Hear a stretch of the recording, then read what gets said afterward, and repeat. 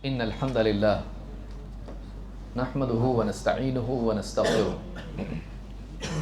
ونعوذ بالله من شرور أنفسنا ومن سيئات أعمالنا من يهده الله فلا مضل له ومن يضلل فلا هادي له وأشهد أن لا إله إلا الله وحده لا شريك له وأشهد أن محمدا عبده ورسوله أما بعد فإن خير الحديث كتاب الله وخير الهدي هدي محمد صلى الله عليه وعلى آله وسلم وشر الأمور محدثاتها وكل محدثة بدعة وكل بدعة ضلالة وكل ضلالة في النار. قال الله تبارك وتعالى كل نفس ذائقة الموت وإنما توفون أجوركم يوم القيامة فمن زحزح عن النار وأدخل الجنة فقد فاز وما الحياة الدنيا إلا متاع الغرور.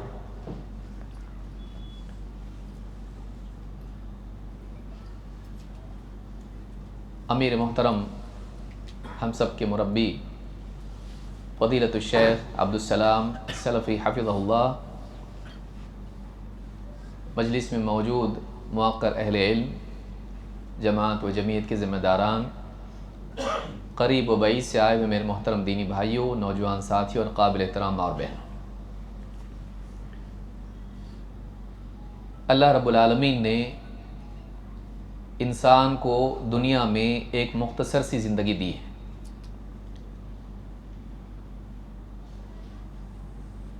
ایک دن یہ زندگی ختم ہوگی، چاہے انسان نیک ہو یا گنہگار ہو، مالدار ہو یا غریب ہو، مرد ہو یا عورت ہو، صحت مند ہو یا بیمار ہو، بوڑھا ہو، جوان ہو، بچہ ہو، ہر ایک کو مرنا ہے، اور موت کا وقت متعین ہے، معلوم نہیں۔ اللہ نے اس کو طے کیا ہے اور ہم کو بتایا نہیں۔ اللہ تعالیٰ نے فرمایا کل نفس ذائقۃ الموت، ہر جاندار کو، ہر شخص کو موت کا مزہ چکھنا ہے۔ وَإِنَّمَا تُوَفَّوْنَ أُجُورَكُمْ يَوْمَ الْقِيَامَةِ، اور تمہارے اعمال کی اجرت، تمہارے اعمال کا بدلہ پورا تمہیں قیامت کے دن دیا جائے گا۔ فَمَنْ زُحْزِحَ عَنِ النَّارِ وَأُدْخِلَ الْجَنَّةَ فَقَدْ فَازَ،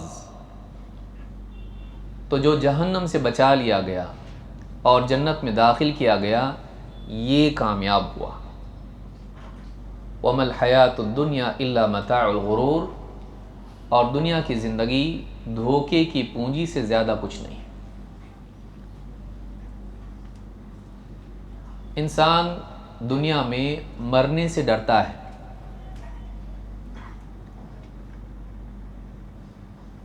عام طور سے دنیا کی نعمتوں کے چھوٹنے کا، اہل و عیال سے بچھڑنے کا دکھ اس کو ہوتا ہے۔ اس وجہ سے انسان موت سے گھبراتا ہے، موت سے ڈرتا ہے، بلکہ موت کی بات کرنا بھی پسند نہیں کرتا ہے۔ لیکن اصل مسئلہ موت نہیں ہے، اصل مسئلہ وہ ہے جو موت کے بعد سامنے آئے گا۔ انسان دنیا میں زندگی کے مسائل ہی کو مسائل سمجھتا رہتا ہے، لیکن حقیقی مسائل، بڑے مسائل وہ ہیں جو موت کے بعد شروع ہوتے ہیں۔ چونکہ انسان کے سامنے بڑے مسائل نہیں ہوتے ہیں، لہٰذا اس کو چھوٹے مسائل بھی بڑے دکھائی دینے لگتے ہیں۔ کسی انسان کو کھانے میں نمک کم ہو، غصہ آتا ہے، پسند کا کھانا نہ ملے، پسند کے کپڑے نہ ملے، پسند کے جوتے نہ ملے، تو انسان ناراض ہوتا ہے، غمگین ہوتا ہے۔ لیکن اگر زلزلہ آ جائے تو کھاتا ہوا کھانا، بیٹھا ہوا اچھے سے اچھا کھانا بھی ہو، آدمی اس کو چھوڑ کے گھر سے باہر نکل جاتا ہے، بھاگتا ہے۔ بہترین کپڑے اس کی الماری میں ہوں، ان کو چھوڑ کے باہر جاتا ہے. پھر اس وقت میں اس کو وہ چیزیں سامنے نہیں ہوتی ہیں کہ میرے کپڑے کیسے ہیں، میرا کھانا کیسا ہے، بلکہ بعض اوقات پاؤں میں جوتے چپل ہیں بھی کہ نہیں، اس کا ہوش نہیں ہوتا ہے. اب اس کے لیے زندگی اصل ہوتی ہے، چیزیں نہیں.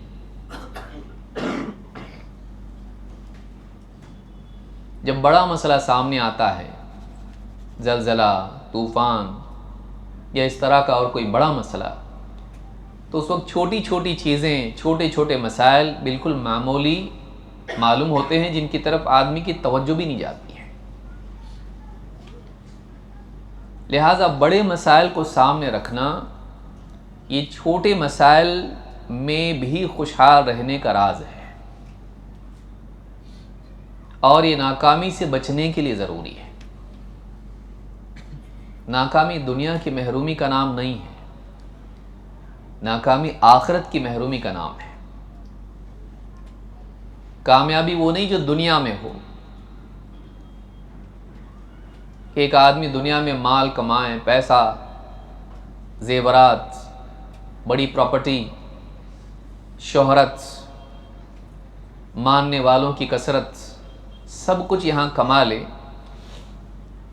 اور اس کے بعد دنیا چھوڑ کے چلا جائے. محروم آیا تھا خالی اور محروم چلا گیا. اس کے ساتھ کیا ہے؟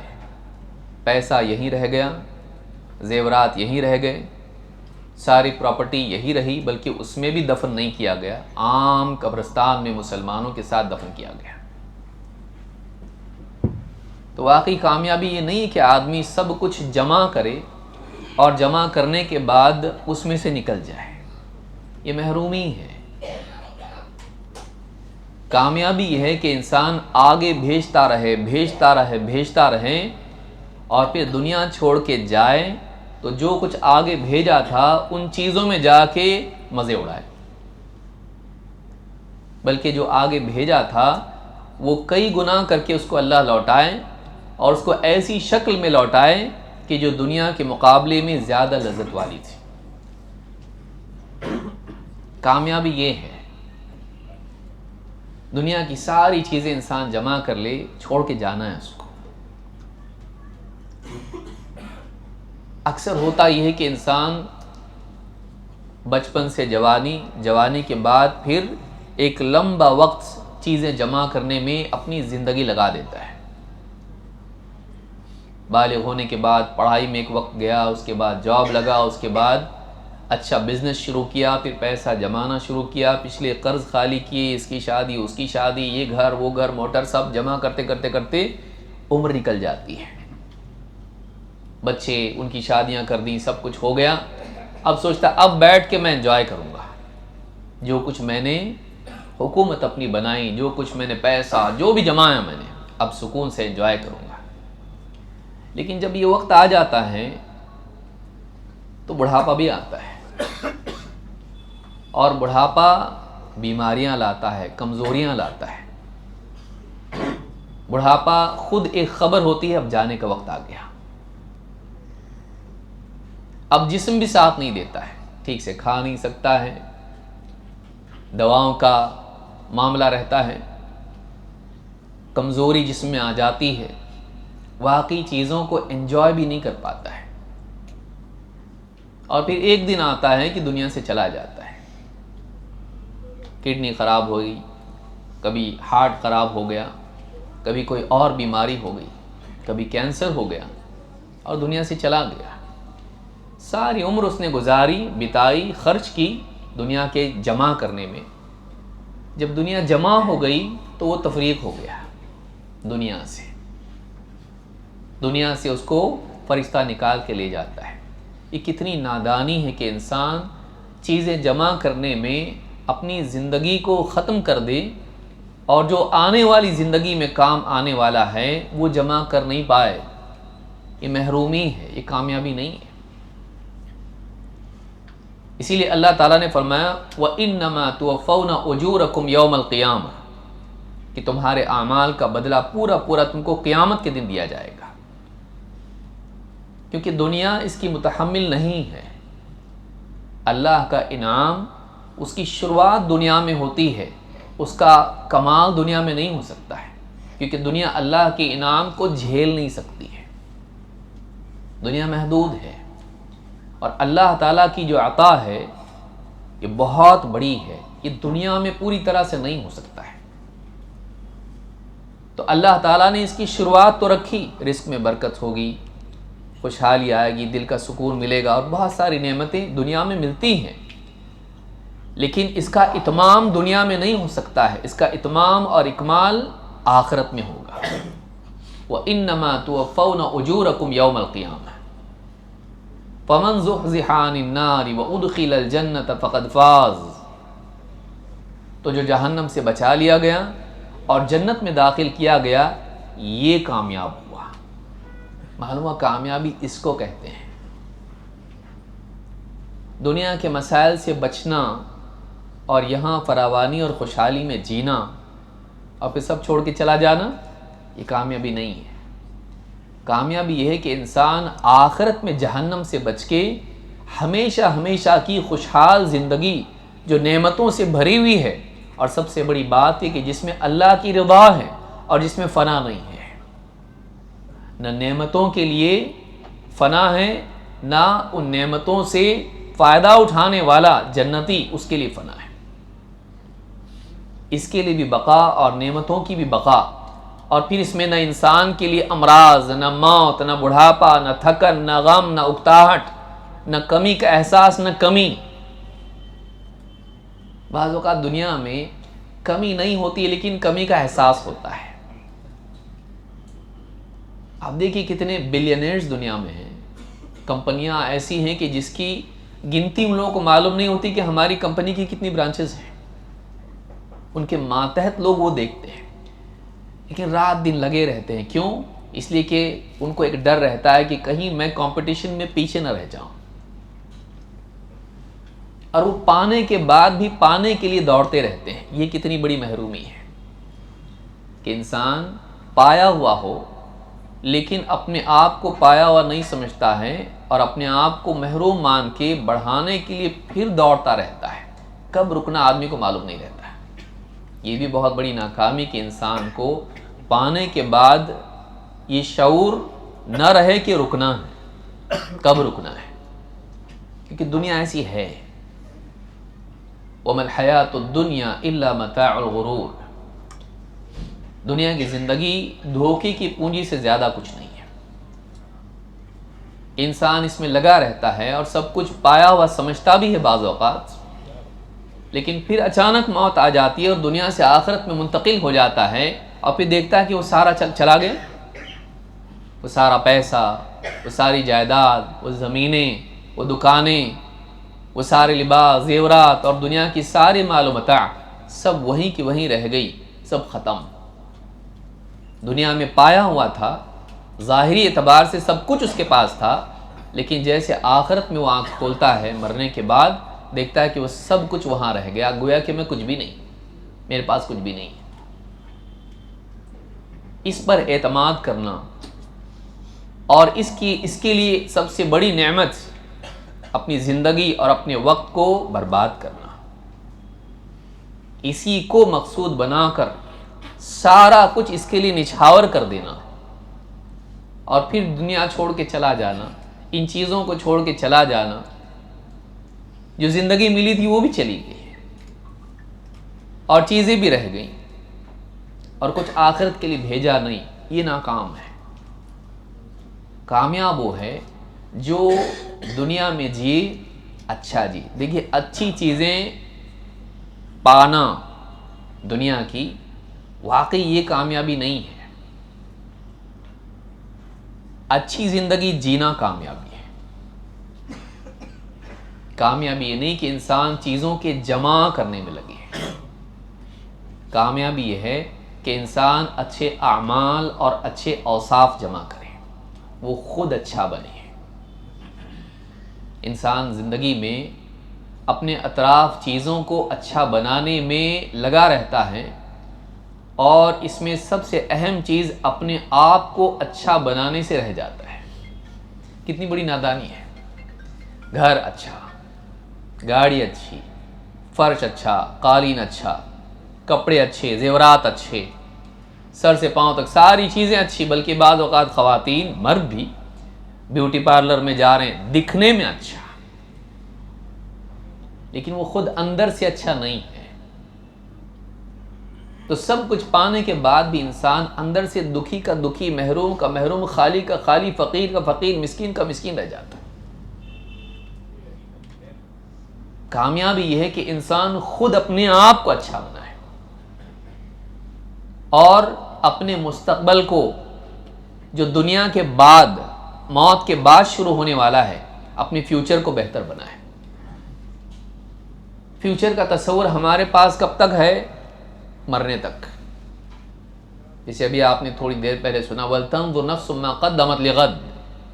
تم میں سے ہر ایک دیکھ لے کہ وہ اپنے کل کے لیے آگے کیا بھیج رہا ہے. آج میں کل کی فکر کر، لیکن وہ کل نہیں جس کے بعد اور کل ہے، پھر اس کے بعد اور کل، پھر اس کے بعد اور کل.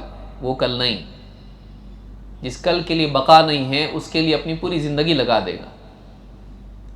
اس کل کے لیے کر جس کے بعد کوئی اور کل نہیں ہے. الیوم الآخر، آخرت والا دن، آخری دن، جس کے بعد انسان کے پاس لوٹنے کا، اصلاح کا، نیکی کا موقع نہیں رہے گا. پھر اس کو اپنے ابدی انجام کو بھگتنا ہے، یا تو اللہ کا انعام یا اللہ کی سزا. پھر جو کچھ اس نے دنیا میں کیا تھا اس کے کانسیکوینسز، اس کے نتائج، اس کے ثمرات اس کو آخرت میں بھگتنے ہیں. یہ جو زندگی ہے یہ بہت قیمتی ہے. اس زندگی کی قیمت یہ ہے کہ انسان اس کو ان اعمال میں لگائے جو اللہ سے اور جنت سے قریب کرے، اور اپنے اطراف چیزوں کو بہتر بنانے سے زیادہ. یہ منع نہیں ہے اچھا گھر ہونا، اچھے کپڑے ہونا اور صحت مند ہونا، خوبصورت ہونا، یہ منع نہیں ہے، برا نہیں ہے، معیوب نہیں ہے. لیکن یہی ساری کوششوں کا محور ہو اور مقصود ہو، یہ نادانی ہے. اصل وہ ہے جو آخرت ہے، کہ جنت کی تیاری آدمی کرے، آخرت میں کامیابی کے لیے انسان دنیا میں تیاری کرتا رہے، اس کا ہر دن کامیابی کی طرف لے جانے والا ہو، اس کا ہر لمحہ اس کو اللہ سے اور آخرت سے، جنت سے قریب کرنے والا ہو. انویسٹمنٹ کے بارے میں وہ بہت سمجھداری سے کام لے. اس کے پاس انویسٹ کرنے کے لیے سب سے قیمتی چیز وقت ہے، کہ وہ اپنا وقت کن چیزوں میں لگا رہا ہے. وہ اپنا وقت کن چیزوں میں لگا رہا ہے؟ ایسی چیزوں میں جو اللہ سے دور کرنے والی ہیں، آخرت میں ناکام کرنے والی ہیں، یا ایسی چیزوں میں اپنا وقت صرف کر رہا ہے جو اللہ سے اس کو قریب کرتی ہیں اور آخرت میں کامیاب کرتی ہیں. قرآن کریم میں اللہ تعالیٰ نے فرمایا فَلَا تَعْلَمُ نَفْسٌ مَّا أُخْفِيَ لَهُم مِّن قُرَّةِ أَعْيُنٍ جَزَاءً بِمَا كَانُوا يَعْمَلُونَ. کوئی نہیں جانتا کہ اس کی آنکھوں کی ٹھنڈک کا کیا سامان اللہ تعالیٰ نے پہلے سے تیار کر کے رکھا ہے. جزاء بما كانوا يعملون، یہ بدلہ ہے ان اعمال کا جو وہ کرتے رہے. اللہ تعالیٰ نے بتایا جنت چاہیے، اعمال کرو، اور اللہ تعالیٰ نے جنت پہلے سے تیار کر کے رکھی، تم اعمال بھی تو تیار کرو. اعمال جنت کی قیمت نہیں ہے، لیکن جنت کے پانے کے لیے شرط ہے، سبب ہے. ہمارے اعمال جنت کی قیمت بن سکتے ہیں؟ نہیں بن سکتے. جنت بہت اعلیٰ ہے. ہماری نمازیں، ہمارے روزے، ہمارے اعمال کمزور ہیں، ان میں کمیاں ہیں، نقص ہے. یہ اللہ کا فضل ہے، اس کی رحمت ہے کہ اللہ تعالیٰ ان ناقص اعمال کو بھی قبول کر کے اس کے بدلے کمال والی جنت عطا کرے. یہ اللہ کا فضل اور اس کی رحمت ہے. لیکن تم سبب تو لاؤ. تو اللہ تعالیٰ نے جنت کو بندوں کے اعمال پر موقوف رکھا ہے، بلکہ جنت میں جو درجات ہیں وہ درجات بھی انسان کی عملی سطح کے اعتبار سے اس کو نصیب ہوں گے. کہ جس درجے کی اس کی زندگی ہوگی اس درجے کی جنت میں بسانے لائق وہ بنے گا. آج بھی آپ دیکھیے کوئی بڑی اچھی سوسائٹی میں بسنا ہوتا ہے تو وہ لوگ آپ کو بھی دیکھتے ہیں کہ یہ گڑبڑ تو نہیں کرے گا وہاں پہ، یہ لائق ہے، گندگی کرے گا، لڑائی جھگڑے کرے گا، پڑوسیوں کے لیے پریشانی تو نہیں بنے گا یہ۔ اگر ان کو ایسا لگتا ہے کہ نہیں ٹھیک ہے، ہماری سوسائٹی میں بسائے جانے لائق نہیں ہے، اس کو موقع نہیں ملتا ہے، چاہے وہ پیسے والا ہو۔ بلکہ گاڑی بھی آپ دیکھیے، رولز رائس اگر کوئی خریدنا چاہتا ہے تو صرف پیسہ نہیں دیکھتے وہ لوگ، یہ بھی دیکھتے ہیں کہ گاڑی کے لائق ہی ہے کہ نہیں ہے، کہیں یہ گاڑی استعمال کر کے گاڑی کو بدنام تو نہیں کرے گا۔ یہ دنیا کا معاملہ ہے۔ یہ دنیا میں ایک موٹر کار خریدنے کے لیے بھی، کسی سوسائٹی میں بسنے کے لیے بھی اس کے لائق بننا پڑتا ہے، کسی کمپنی میں جاب کے لیے اس کے لائق بننا پڑتا ہے۔ بلکہ آپ دیکھیں، بچوں کو آپ اسکول میں ایڈمیشن کراتے ہیں، وہ دیکھتے ہیں بچہ ٹھیک، لیکن ماں باپ کیسے ہیں، اس کو پڑھا پائیں گے کہ نہیں، یہ مہذب ہیں کہ نہیں، کہیں بچہ ہماری اسکول کے لیے سردر تو نہیں بنے گا، تم یہاں آنے لائق ہو کہ نہیں، اگر ہو تو لیں گے، نہیں تو نہیں لیں گے۔ دنیا کا رواج ہے۔ جنت سب سے اعلیٰ مقام ہے، اس میں بسنے کے اعتبار سے ہم نے اپنے آپ کو لائق بنایا کہ نہیں بنایا ہے۔ ہم اس اعتبار سے اپنا جائزہ لیں، اپنے بارے میں غور کریں کہ میری زندگی میں چیزوں کو بہتر بنانے میں لگاؤ جن کو چھوڑ کے جانا ہے، لیکن مجھے جہاں بسنے کی تمنا ہے وہاں بسنے لائق میں بنا کہ نہیں بنا، یا صرف میں امیدوں اور تمناؤں پر جی رہا ہوں۔ اور شیطان یہی کرتا ہے کہ انسان کو اعمال سے محروم کر کے تمناؤں کے جال میں پھنسا دیتا ہے۔ یعدہم ویمنیہم وما یعدہم الشیطان الا غرورا، شیطان وعدے کرتا ہے، دل میں تمنائیں پیدا کرتا ہے، امیدیں دلاتا ہے، اور شیطان کے وعدے دھوکے سے زیادہ کچھ نہیں ہے۔ وعدہ کرتا ہے ابھی تو وقت ہے، اتنی زندگی پڑی، ابھی سے دیندار بن جائے گا، بڑھاپا تھوڑی آیا تجھ کو، جوانی میں انجوائے کر، آگے زندگی پڑی ہے۔ دیکھ کتنے لوگ ہیں ریٹائرمنٹ کے بعد میں نمازی بن جاتے ہیں، دیندار بن جاتے ہیں، تو بھی تب بن جانا، ابھی سے بڑھاپا آ گیا تجھ کو، ابھی سے پابند بن جائے گا، سب چیزوں کا تقوی والی زندگی گزارے گا، پہلے انجوائے کر لیں، بعد میں توبہ کرنا، پھر آخری زندگی ہے، بچے سب ہو جائیں گے، سب جاب پہ لگیں گے، فری ہو جائے گا، دیندار بننا۔ لمبی عمر کے وعدے کرتا ہے، کبھی خاندان کی بنیاد پر، کبھی کسی ایک نیکی کو سامنے رکھے، تو حج کیا ہے نا، تو نے مسجد تعمیر کی ہے، تیرا بیڑا پار ہے۔ کبھی گناہگار ہونے کے احساس کے باوجود حدیثیں سامنے لاتا ہے، دیکھ فاحشہ عورت کتے کو پانی پلا کے جنت میں گئی، توحید والے جنت میں جائیں گے، سفارش کریں گے اللہ کے نبی صلی اللہ علیہ وسلم۔ کچھ نہیں تو اللہ کتنا غفور رحیم ہے۔ تو انسان کے دل میں امیدیں پیدا کرتا ہے، بے عملی پر باقی رکھتا ہے، اور محض امیدوں پر جنت کی تمنا دل میں پیدا کرتا ہے، مغفرت کی تمنا دل میں پیدا کرتا ہے۔ بے عملی کے ساتھ، گناہوں پہ استمرار کے ساتھ انسان کا اللہ سے امید باندھنا، یہ امید اور رجا نہیں ہے، یہ غرور ہے۔ بے عملی کے ساتھ، گناہوں پر استمرار باقی رہنے کے ساتھ انسان کا اللہ سے مغفرت اور رحمت کی امید باندھنا، یہ امید نہیں ہے، یہ رجا نہیں ہے جو مطلوب ہوتی ہے، بلکہ یہ غرور ہے، دھوکہ ہے شیطان کا۔ کیونکہ اللہ رب العالمین نے مغفرت کے وعدے مستقبل کے گناہوں کے ساتھ نہیں کیے ہیں کہ تم گناہ کرو اللہ معاف کرے گا۔ کہیں آیت ہے ایسی، کوئی حدیث ہے ایسی کہ جس میں بندے کو گناہوں پہ ابھارا گیا ہو اور پھر مغفرت کے وعدے کیے گئے ہو؟ نہیں، اللہ تعالیٰ نے مغفرت کے وعدے کیے ماضی کے گناہوں کے ساتھ میں۔ ماضی میں جو کچھ ہو چکا، مایوس مت ہو، اب اپنی زندگی کی اصلاح کر، توبہ کر، اللہ تعالیٰ رحم کرنے والا ہے، مغفرت کرنے والا ہے۔ لیکن انسان کو شیطان دھوکہ کیا دیتا ہے؟ ماضی کے بجائے اس کو مستقبل کے لیے امید دلاتا ہے، تو جیسا چل رہا ہے چلتا رہے، گناہ کرتا رہے، اللہ معاف کرنے والا ہے۔ یہ طریقہ اللہ کی طرف سے نہیں سکھایا گیا، نبی صلی اللہ علیہ وسلم کی طرف سے نہیں سکھایا گیا۔ مستقبل میں گناہوں کے عزم کے ساتھ اللہ کی رحمت اور اس کی مغفرت کی امید رکھنا یہ دھوکہ ہے۔ وہ تو ماضی کے ساتھ جڑا ہوا ہے، جو ہو چکا، اب اس پہ روتا مت بیٹھ، افسوس مت کر، مایوس مت ہو۔ قل یا عبادی الذین اسرفوا علی انفسہم لا تقنطوا من رحمت اللہ۔ گناہ ماضی کے ہیں، اے نبی آپ میرے بندوں سے کہیے، اے میرے بندو، اللہ کا پیغام ہے تمہارے لیے، اے میرے بندو جنہوں نے اپنی جانوں پر زیادتیاں کر لی، پاسٹ میں بہت سارے گناہ انہوں نے کیے، لا تقنطوا من رحمت اللہ، اللہ کی رحمت سے مایوس مت ہونا۔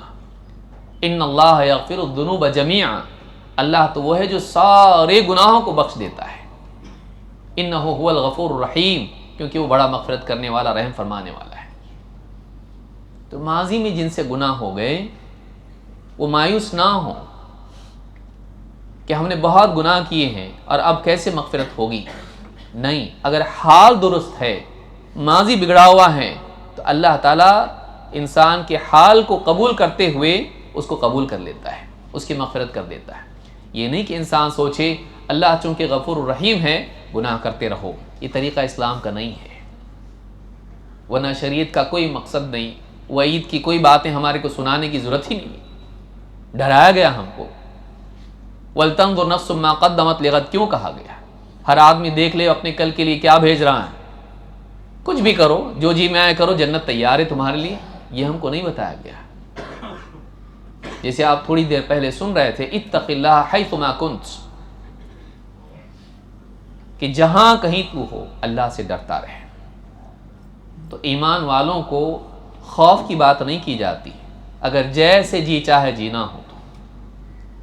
یا ایھا الذین آمنوا اتقوا اللہ ولتنظر نفس ما قدمت لغد واتقوا اللہ، ایک آیت میں دو بار ڈرایا جا رہا ہے۔ کس کو ڈرایا جا رہا ہے؟ ایمان والوں کو، کفار، مشرکین، منافق نہیں، ایمان والوں کو ڈرایا جا رہا ہے۔ یہ نہیں کہا جائے تم ایمان لا چکے ہو اب بے فکر ہو جاؤ، من مانی کرو، جیسے چاہے جیو، اللہ غفور رحیم ہے، یہ نہیں بتایا جا رہا ہے۔ کہ جو ایمان نہیں لایا وہ بے خوف آزاد زندگی گزارے، اس پہ کوئی تعجب نہیں ہے، وہ نہ اللہ کو مانتا ہے نہ آخرت کو۔ تعجب اس پر ہے جو اللہ کو مانتا ہے کہ اللہ میرا مالک ہے اور اس کے حکم کا لحاظ کرنا چاہیے، وہ محاسبہ کرنے والا ہے قیامت کے دن، اور اس نے جنت بنائی تو جہنم بھی بنائی، اور اللہ تعالیٰ نیکی پر خوش ہوتا ہے، گناہ پر ناراض ہوتا ہے، نیکی پر انعام دیتا ہے اور گناہ پر سزا دیتا ہے، اور وہ جس کو چاہے سزا دے سکتا ہے۔ وَيَغْفِرُ مَا دُونَ ذَلِكَ لِمَن يَشَاءُ، کہ شرک سے کم تر گناہ جس کو چاہے گا معاف کرے گا، یہ نہیں کہا سب کو معاف کرے گا۔ تو وہ تو اندیشوں میں جیتا ہے کہ کہیں میرا نمبر ان لوگوں میں نہ لگ جائے جن کو اللہ معاف نہ کرے، کیونکہ دنیا میں بھی جو آدمی اندیشے میں جیتا ہے وہ احتیاط پہ آتا ہے، جو بے فکری کے ساتھ جیتا ہے وہ آدمی غیر محتاط ہو کر غلط راستے پر نکل جاتا ہے۔ چاہے مال کا معاملہ ہو یا دوا کا معاملہ ہو، صحت کا معاملہ ہو، محتاط آدمی محفوظ رہتا ہے۔ اسٹیشن آنے والا ہو تو آدمی سوتا نہیں ہے، نیند چھوڑ دیتا ہے، کہیں سے اسٹیشن چھوٹ نہ جائے۔ جس کو چوری کا ڈر ہوتا ہے وہ بے فکر سوتا نہیں ہے، اس کو خبر نہیں کہ چوری ہونے والی ہے لیکن ہو سکتی ہے، وہ ہمیشہ اندیشوں میں جیتا ہے۔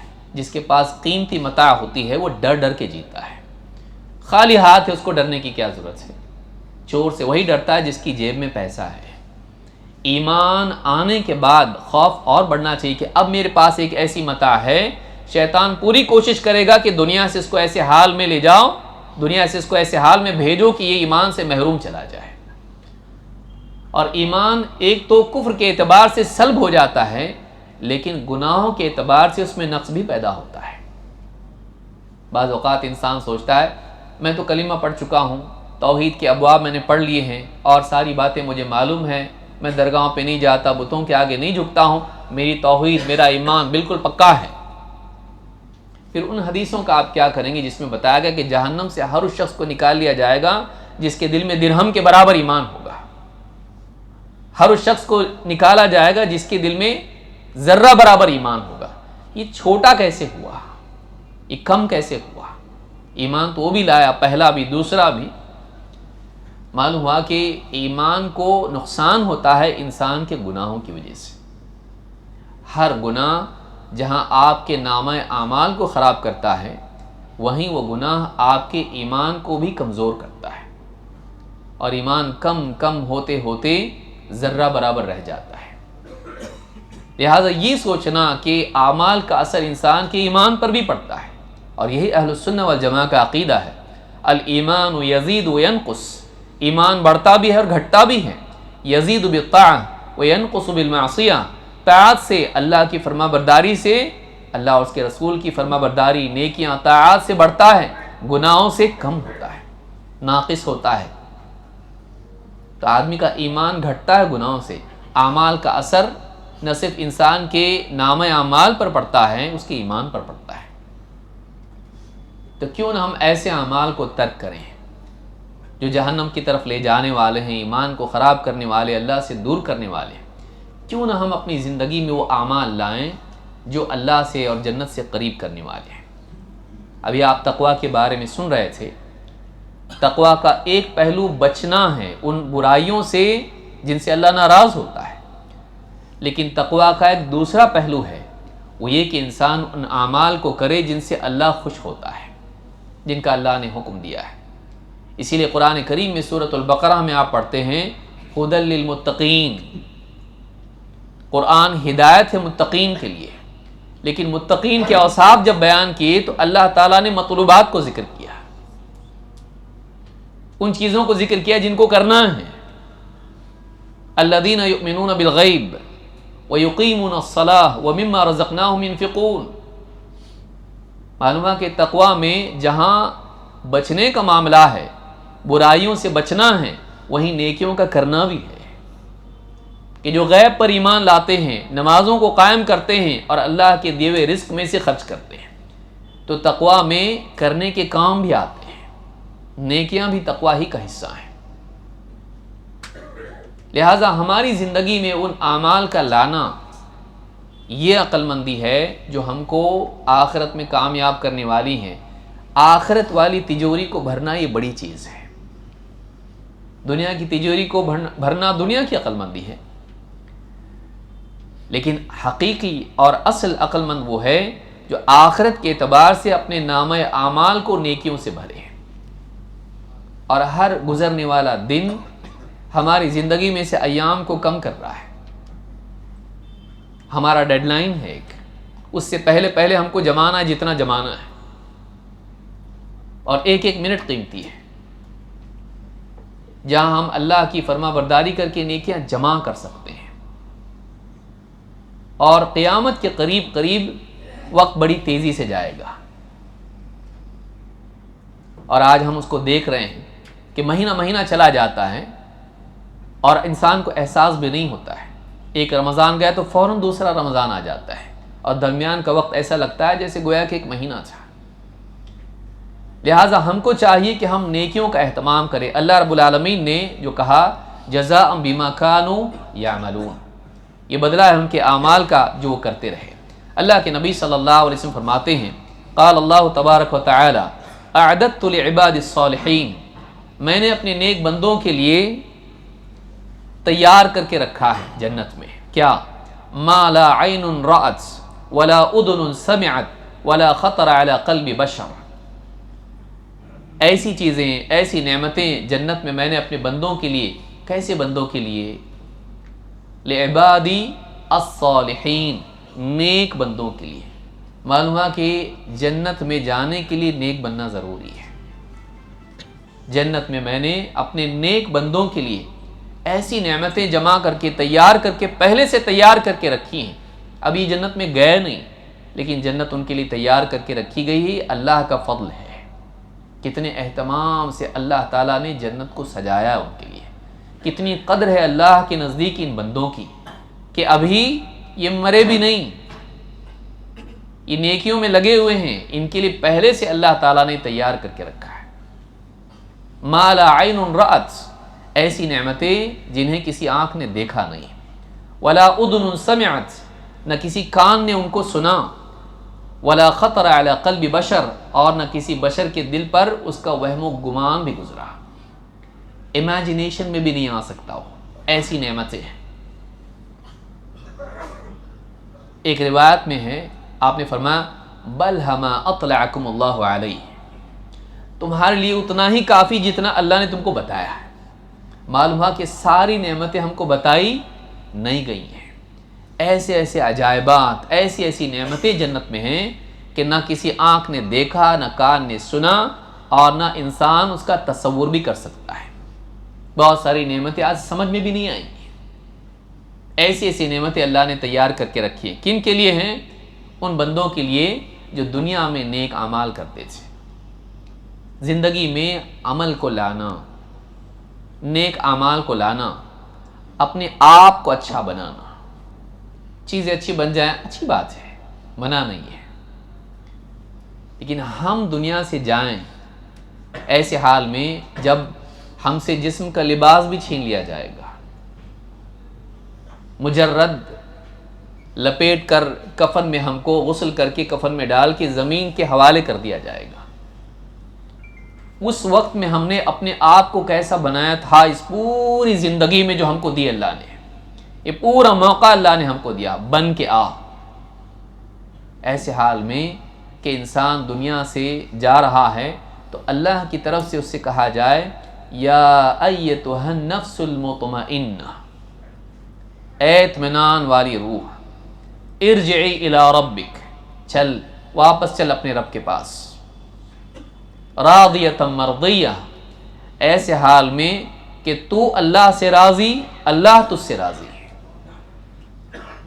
کہ زندگی بھر وہ جیا اور ایسے حال میں دنیا سے مفارقت کر رہا ہے کہ اللہ سے راضی ہے، ناراض نہیں، نہ اللہ کی تقدیر پر ناراض، نہ اللہ کی شریعت کے احکام پر اس کو کوئی شکایت۔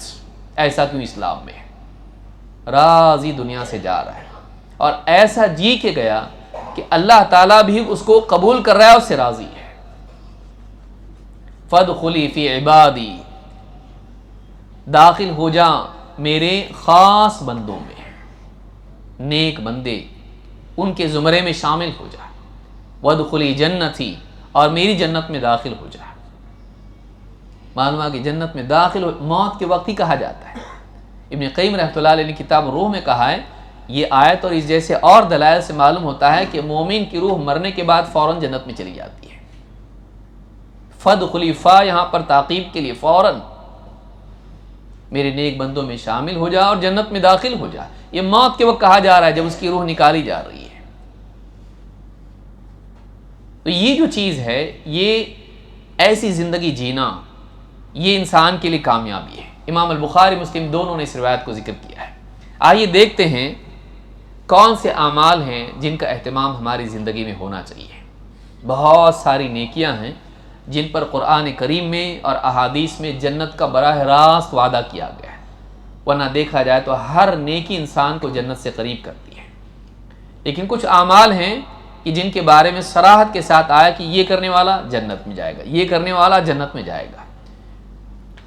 تو ہم شروعات کے لیے کن چیزوں کا اہتمام کریں، کیونکہ ایک نیکی اگلی نیکی کے لیے راستہ ہموار کرتی ہے۔ تو کچھ تو بنیادی نیکیاں ہوں جو ہماری زندگی میں آ جائیں تاکہ ان کے اعتبار سے بقیہ نیکیاں ہمارے لیے آسان ہوتی چلی جائیں۔ جیسے آپ دیکھیں، جو آدمی جم جاتا ہے، ورزش کرتا ہے، شروعات میں مشکل ہوتا ہے، بڑے وزن نہیں اٹھا سکتا ہے، شروعات چھوٹی کرتا ہے، لیکن جب مسلسل وہ کرتا رہتا ہے تو ہر آنے والا دن اس کو اتنی صحت اور قوت دینے والا بن جاتا ہے کہ وہ پھر آگے کے وزن اٹھانے کے لائق بنتا ہے۔ اسی طرح سے نیکیاں جب آدمی کرتا رہتا ہے تو ہر نیکی انسان کو روحانی اعتبار سے، قلبی سطح پر ایسا بہتر انسان بناتی ہے کہ بعد میں مشکل اعمال بھی اس کے لیے آسان ہو جاتے ہیں۔ اسی لیے ہم دیکھتے ہیں کہ بہت سارے اعمال ہم کو مشکل لگتے ہیں، لیکن اللہ کے بندے ایسے ہوتے ہیں بڑی آسانی سے ان کو کر لیتے ہیں۔ کیوں؟ اس لیے کہ اس کی استعداد بنی ہوئی ہے، وہ ایک دن میں نہیں بنی۔ استقامت اور ثبات انسان کے لیے بڑی نیکیوں کو بھی آسان کر دیتا ہے۔ اس لیے سلف کی زندگیوں کو آپ دیکھیں، ان کے ایمان کی پختگی، نبی صلی اللہ علیہ وسلم کی صحبت اور آپ کی تربیت اور نیکیوں کی رغبت، یہ ساری چیزیں ان کے لیے بڑی بڑی مشکل نیکیوں کو بھی آسان کر دیتی تھی۔ ایک حدیث کے لیے 1 مہینے کا سفر ہم سوچ سکتے ہیں، وہ بڑی آسانی سے کر لیتے تھے. وہ آسان نہیں تھا، لیکن انسان کے لیے پانے کا شوق تکلیف کو ہلکا کر دیتا ہے. بلکہ بعض اوقات انسان کی نگاہ جب انعام پر ہوتی ہے اور دل میں یقین پختہ ہوتا ہے اور یقین کے ساتھ ساتھ دل میں رغبت بھی ہوتی ہے تو مجاہدہ بھی لذیذ ہو جاتا ہے. انسان کے لیے تکلیف میں لذت محسوس ہونے لگتی ہے. لہذا وہ کیا اعمال ہیں، کہاں سے ہم شروع کریں؟ سب سے پہلی اجمالی چیز اگر دیکھا جائے تو ہم اپنا ارادہ بنائیں کہ ہم اپنے ایمان کو صحیح کریں گے، مضبوط بنائیں گے، اپنے عقیدے کو صحیح کریں گے اور اپنی زندگی میں نیک اعمال لانے کی فکر کریں گے. یہاں سے شروعات ہوتی ہے. اللہ تعالیٰ نے فرمایا والذین آمنوا وعملوا الصالحات، جو لوگ ایمان لائے اور نیک اعمال کرتے رہے، لنبوئنہم من الجنۃ غرفا، ہم ان کو جنت کے گھروں میں بسائیں گے. جنت کے اونچے اونچے گھر ہوں گے، محل ہوں گے، ان میں ہم ان کو بسائیں گے. تجری من تحتها الانہار، ایسے گھر، ایسے محل جن کے نیچے نہریں بہتی ہیں. خالدین فیہا، اور وہ ان محلوں میں، گھروں میں، جنت میں ہمیشہ ہمیشہ ہمیشہ رہیں گے. فنعم فیہا، اللہ نے فرمایا نعم اجر العاملین. پھر دیکھیے آخر میں اللہ نے کیا کہا، نعم اجر العاملین، کیسا اچھا بدلہ ہے عمل کرنے والوں کا. کیسا اچھا بدلہ اللہ نے عطا کیا عمل کرنے والوں کو. معلوم ہے کہ یہ جو بدلہ ہے عمل کی بنیاد پر ملتا ہے، کچھ کرنا پڑے گا. دنیا میں آپ دیکھیے پرسنالٹی ڈیولپمنٹ والے کیا کہتے ہیں، کچھ پانا ہے تو کچھ کرنا پڑے گا. لیکن یہی سبق ہم جنت کے بارے میں بھول جاتے ہیں. کچھ نہ کر کے ہم جنت کی تمنائیں باندھ لیتے ہیں، جبکہ کرنے کا موقع ہے. انسان اتنا پست ہمت ہو جائے کہ جنت کے لیے کوشش چھوڑ دے اور صرف تمناؤں کو کافی سمجھنے لگے، اس سے زیادہ کم ہمت آدمی کون ہو سکتا ہے؟ اور دنیا کا معاملہ جب آئے تو کمر باندھنے کی بات کرے کہ دنیا کے لیے بہت محنت کرنی پڑے گی. سوچنے کی چیز ہے. تو اپنے ایمان کو صحیح کرنا، اپنے عقیدے کو صحیح کرنا، شرک سے بچانا اپنے آپ کو، اور اللہ اور اس کے رسول کی بات پر پختہ یقین رکھنا، ایمان رکھنا، شک نہیں کرنا، اور اپنی زندگی کو اعمال سے بھرنا، یہ جنت کے پانے کے لیے ضروری ہے. ابو ایوب الانصاری رضی اللہ تعالیٰ کہتے ہیں جاء رجل الی النبی صلی اللہ علیہ وسلم، ایک آدمی اللہ کے نبی صلی اللہ علیہ وسلم کی خدمت میں حاضر ہوا. فقال دلنی علی عمل اعملہ یدنینی من الجنہ ویباعدنی من النار. صحابہ بہت عقل مند لوگ تھے. دیکھیے ان کا منہج، ان کی سوچ کا طریقہ، ان کا مزاج کیا تھا. نبی صلی اللہ علیہ وسلم کا دور پایا، صحابیت پائی ہے، اس کے باوجود نبی صلی اللہ علیہ وسلم کے پاس آ کے صاحب کیا کہنے لگے؟ کہا اے اللہ کے رسول، مجھے ایک ایسا عمل بتائیں جس کا میں اہتمام کروں، جو مجھے جنت سے قریب کرے اور جہنم سے دور کرے. ایسا عمل بتائیے جو مجھے جنت سے قریب کرے اور جہنم سے دور. وہ بھی جانتے تھے کہ جنت میں جانے کے لیے، جنت سے قریب ہونے کے لیے، جہنم سے دور ہونے کے لیے کچھ کرنا پڑتا ہے.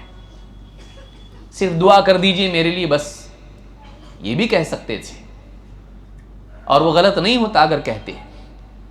لیکن وہ جانتے تھے کہ اللہ کا مطالبہ عمل کا ہے. قرآن کی آیات، نبی صلی اللہ علیہ وسلم کی ترغیبات بتا رہی ہیں تم کو کچھ کرنا پڑے گا. تو مجھ کو کچھ خاص عمل ایسا بتائیے کہ جس کا میں اہتمام کروں کہ جنت سے قریب ہو جاؤں اور جہنم سے دور ہو جاؤں. قال تعبد اللہ لا تشرک بہ شیئا. آپ نے فرمایا اللہ کی عبادت کر اور اللہ کے ساتھ کسی چیز کو شریک مت کر. اللہ کی عبادت کا اہتمام کر. یہ نہیں کہ صرف شرک سے بچ. بعض اوقات آدمی، شیطان یہاں بھی دھوکہ دیتا ہے، میں شرک نہیں کرتا. ٹھیک ہے تو شرک نہیں کرتا، عبادت کرتا؟ عبادت کرنے میں تیرا حال کیا ہے؟ ٹھیک ہے کسی عبادت میں تو شرک نہیں کرتا ہے، لیکن جو عبادات مطلوب ہیں وہ کرتا ہے کیا؟ اسی لیے آپ نے دونوں چیزوں کو جمع کیا. آپ نے کیا فرمایا؟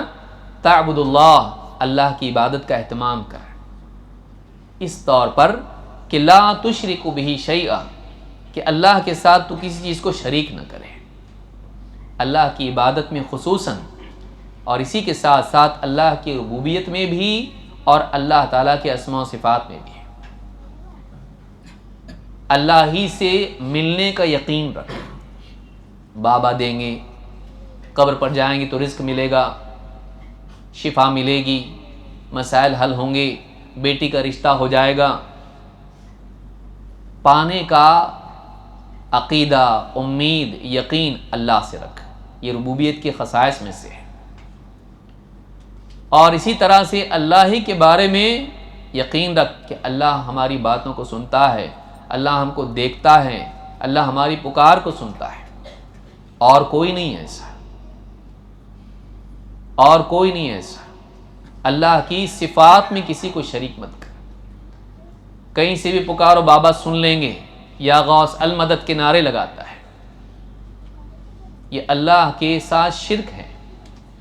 ایک تو مانگ بھی رہا ہے، دوسرے اس یقین کے ساتھ کہ بابا یہاں سے پکارو تو سنتے ہیں، میں کہیں بھی رہوں پکاروں بابا سنتے ہیں، اور میرے حال کو جانتے ہیں، میرے مسئلے کو بھی جانتے ہیں اور حل کو بھی جانتے ہیں، بلکہ حل پر قادر ہیں۔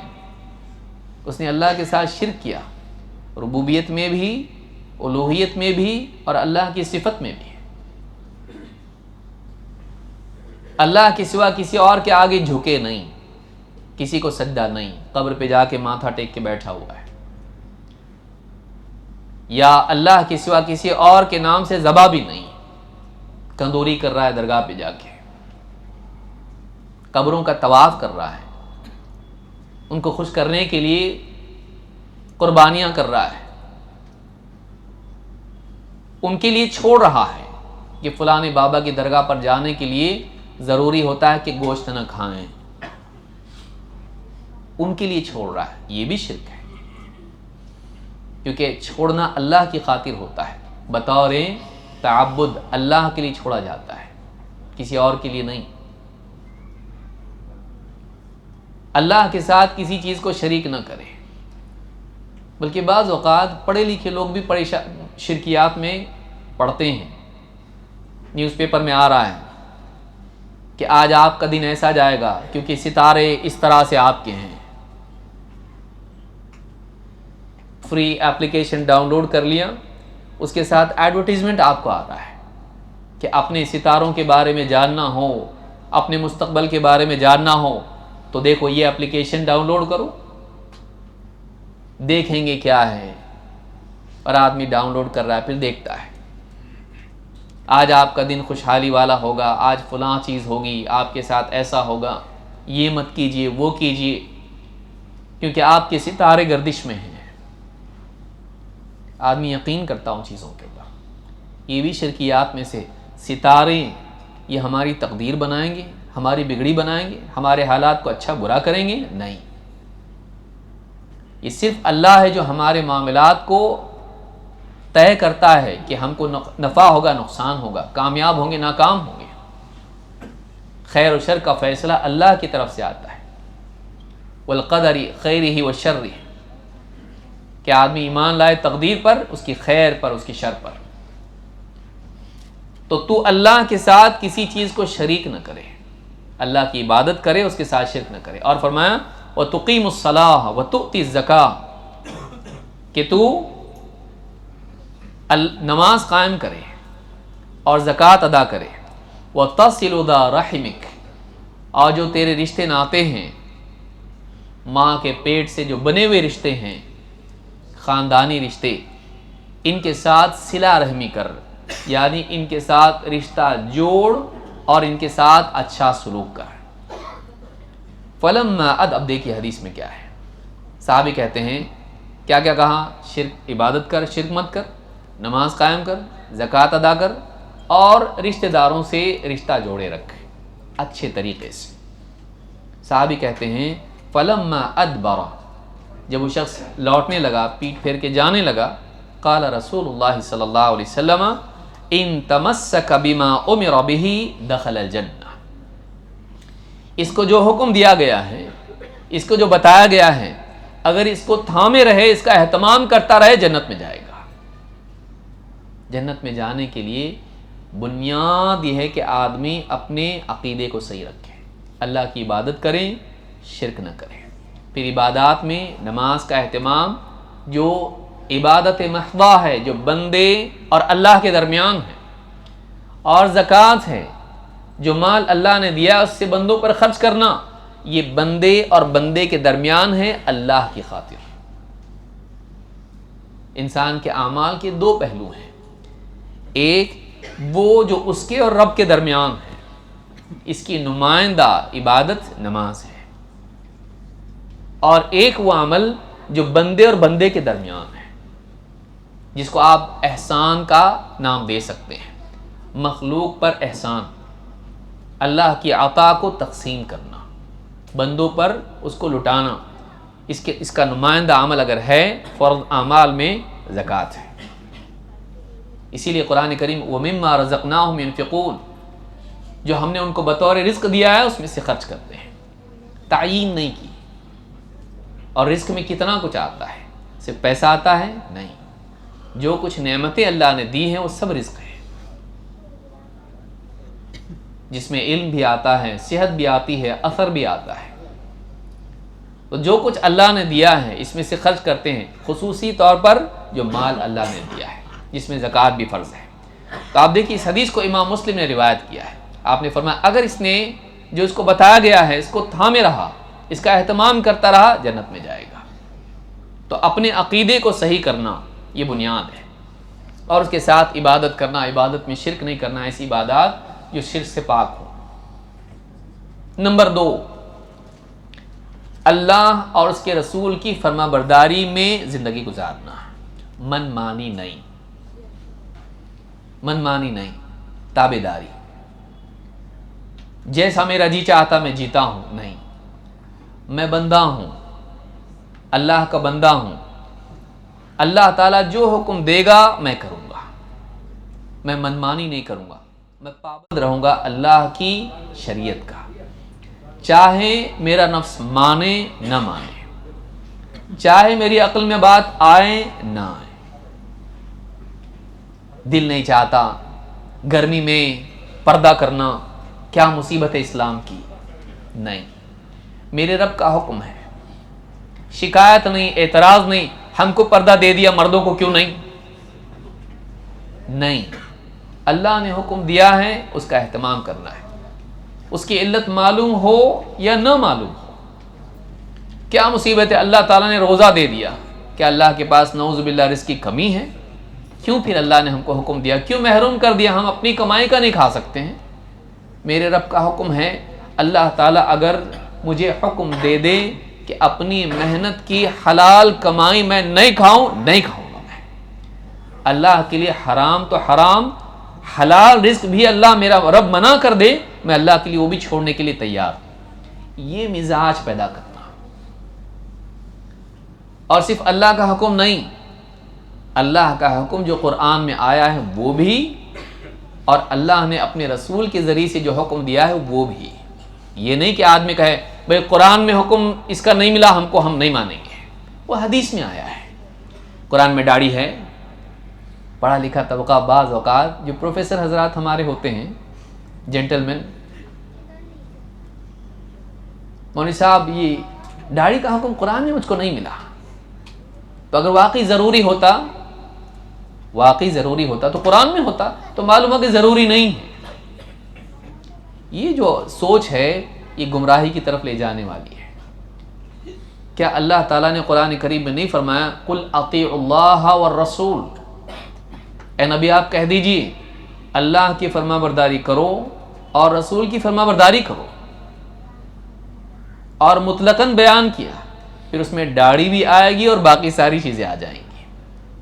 یہ نہیں کہہ سکتے کہ اس کا تذکرہ قرآن میں نہیں ہے، اللہ تعالیٰ نے یہ تو تذکرہ کر دیا نا کہ رسول حکم دے دے تو ماننا پڑے گا، تو چاہے وہ قرآن میں ہو، یہ اللہ نے شرط نہیں لگائی کہ رسول کا وہ حکم مانو جو قرآن میں ہے، اور جو قرآن میں حکم نہیں ہے وہ ماننے کی ضرورت نہیں ہے، اللہ نے نہیں کہا۔ اللہ تعالیٰ نے بغیر کسی قید اور شرط کے بتایا رسول کی بات ماننا ہے تم کو، تو ضروری نہیں، تو آدمی کا نفس چاہے اس کو کتنا ہی بیوی کہے، بعض اوقات ہوتا ہے ایسا، آپ داڑھی کے بغیر زیادہ اسمارٹ دکھتے ہو، بہت خوبصورت دکھتے ہو، ابھی نئی نئی شادی ہوئی ہے، تو داڑھی والا تھا لیکن بیوی کی محبت میں داڑھی کاٹ دی.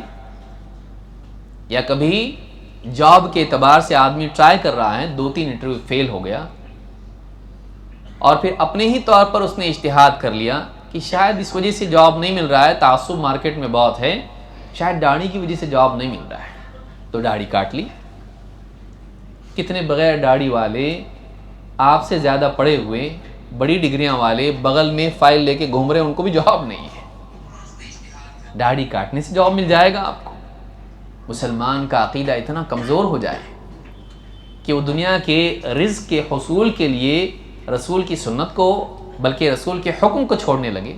داڑھی صرف سنت نہیں ہے، عمل کے اہتمام کے اعتبار سے تو سنت ہے، لیکن امر کے اعتبار سے وہ واجب ہے. اسی لیے اللہ کے نبی صلی اللہ علیہ وسلم نے داڑھی بڑھانے کا حکم دیا، داڑھی رکھنے کا نہیں. کیا آدمی فرینچ داڑھی رکھ لے اتنی سی، ہاں تبرک کے طور پر، کہ بس کوئی پوچھے تو بولنے کے لیے دلیل ہے کہ داڑھی تو ہے نا، بے داڑھی نہیں ہوں میں؟ نہیں، اپنی مرضی سے نہیں، داڑھی چھوڑ دو اور مونچھیں کترواؤ. لیکن بدقسمتی سے آپ دیکھیے نوجوان بعض اوقات فلم سٹار اور سپورٹسمن کو دیکھ کر ان کی تقلید میں داڑھی رکھ لیتا ہے فیشن کے طور پر، لیکن نبی صلی اللہ علیہ وسلم کی سنت اور آپ کے حکم کو دیکھتے ہوئے نہیں رکھ پاتا ہے.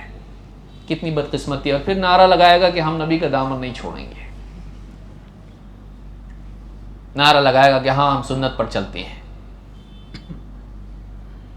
نعرہ لگائے کہ میں اہل حدیث ہوں. آپ سمجھیں دوسروں کو ہی بول رہے ہیں، ہاں ہم بھی تو اس میں ہیں، ہم بھی تو ہیں. نبی اہل حدیث اپنے آپ کو آدمی بولے، لیکن حدیث میں جو داڑھی کا حکم آیا اس کو تسلیم نہ کرے عملی اعتبار سے، تو یہ بھی تو کمی ہے.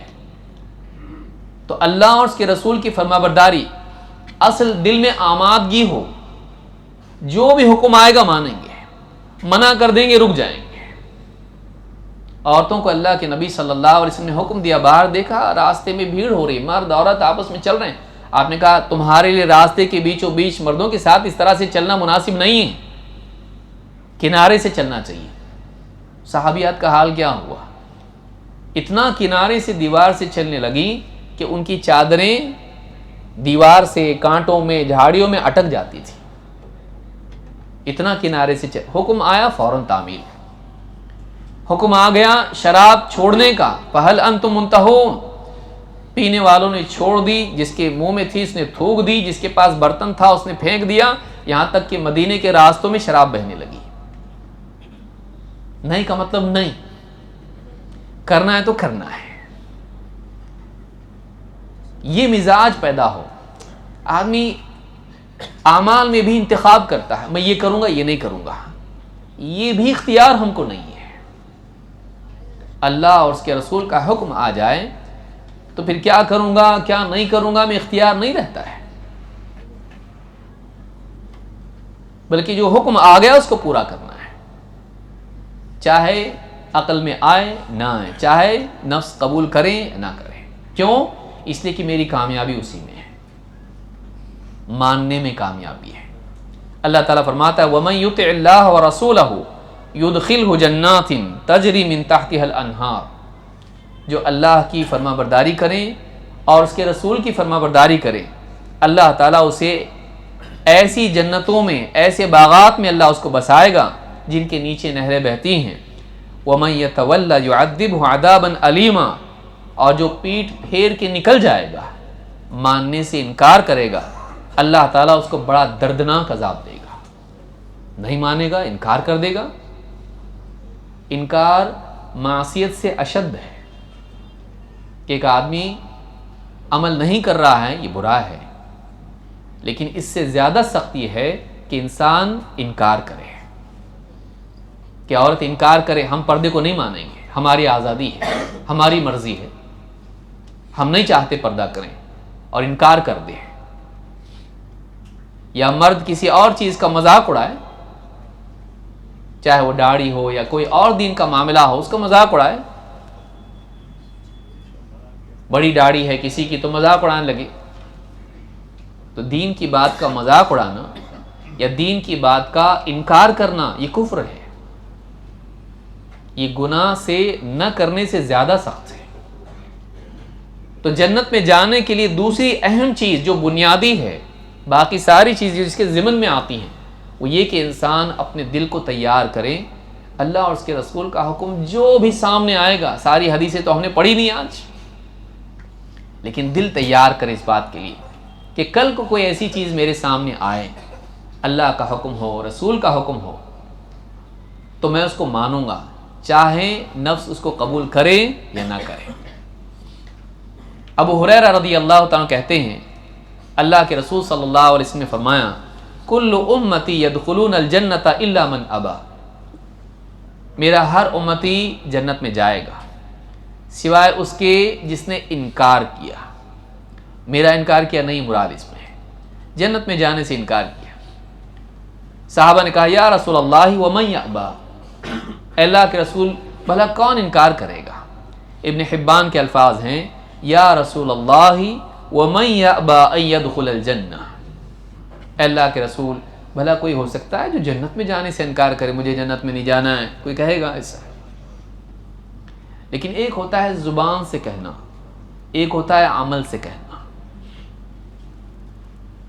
ایک آدمی عمل کے ذریعے بتا رہا ہو کہ مجھے جنت میں نہیں جانا ہے، وہ کیسے ہوتا ہے؟ آپ نے فرمایا من اطاعنی دخل الجنہ، جس نے میری فرما برداری کی، میری بات مانی، میرے حکم کی تعمیل کی، اس پر عمل کیا، وہ جنت میں جائے گا۔ ومن عصانی فقد ابا، اور جس نے میری نافرمانی کی، میرا حکم توڑا، اس نے جنت میں جانے سے گویا کہ انکار کر دیا۔ آپ دیکھیے بس سٹاپ پہ آپ یا ٹرین میں آپ کھڑے ہیں، پلیٹ فارم پہ کھڑے ہیں، ٹرین آئی، کچھ لوگ ٹرین میں چڑھ گئے اور ایک آدمی وہیں رکا ہوا ہے، اس کو دیکھ کے لوگ کیا کہیں گے؟ اس کو جانا ہے؟ نہیں جانا ہے۔ وہ اپنے عمل سے بتا رہا ہے آپ لوگوں کی گاڑی آپ جاؤ، مجھ کو یہیں رہنا ہے۔ وہ زبان سے کچھ نہیں بول رہا ہے، لیکن ٹرین میں سوار نہ ہونا یہ بتاتا ہے کہ مجھے نہیں جانا ہے۔ اسی طرح سے رسول کے راستے کو اختیار نہیں کرنا، یہ عمل کی زبان میں بتا رہا ہے مجھے جنت میں نہیں جانا ہے، کیونکہ یہ راستہ جنت کی طرف جاتا ہے۔ رسول کے راستے پر چل کے ہی آدمی جنت میں جائے گا۔ اس راستے پر نہ چلنا عمل کی زبان میں، خاموش زبان میں یہ اعلان ہے کہ مجھے جنت میں نہیں جانا ہے۔ لہٰذا انسان کو چاہیے کہ اپنی زندگی پر غور کرے، چاہے وہ حکم کوئی بھی حکم سامنے آئے، اس کو کم سے کم پہلے مرحلے میں دل سے مان لے، اور اگر فوری اس پر عمل مطلوب ہو فوراً عمل کرے، اگر اس کے موقع پر اس کا عمل ہو اس موقع پر اس کا عمل کرے۔ جیسے رمضان کا حکم اس نے سن لیا، روزے کا، مسلمان آج ہی ہوا ہے، اس نے آیت سنی کہ تمہارے لیے کیا ہے، فمن شہد منکم الشہر فلیصم، جو رمضان کا مہینہ پائے رمضان کے روزے رکھے، مشقت ہے اس میں، لیکن دل میں آمادگی ہو جب رمضان آئے گا میں روزہ رکھوں گا، ابھی نہیں رکھنا ہے اس کو، جب اس کا مطالبہ ہے اس مطالبے کے اعتبار سے اس وقت میں اس کی تعمیل کروں گا۔